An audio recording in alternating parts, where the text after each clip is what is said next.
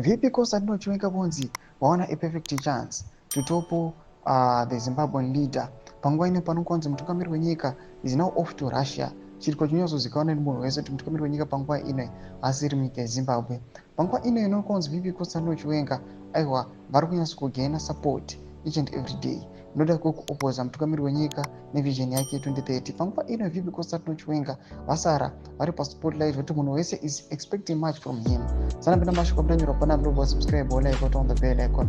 Tipina mzimpa yana posta this post mlukone kanzi. This is Chiwenga's perfect chance to topple that idiot.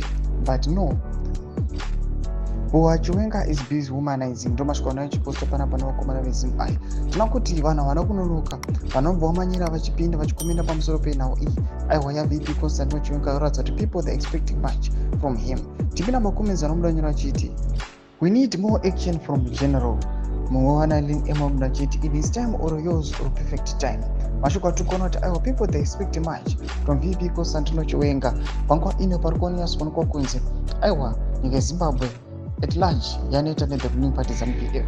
Ukaona some of the voices vachivoisa up kwa VP Constantino Chiwenga vanenge vatoperera vachiti aiwa ndo parinani patoona kuti pamwe zvingamboitawo zviri nani, but generally vanhu panguva ino they are tired of the ruling party ZANU-PF.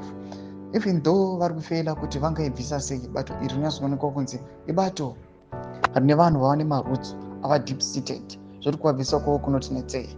Ibudisa mafungiro enyu muri kudii pamusoro pechitiko ichi. Aiwa panguva ino yatoona mutungamiri wenyika right now is not in the country, and at the same time VP Constantino Chiwenga is now back.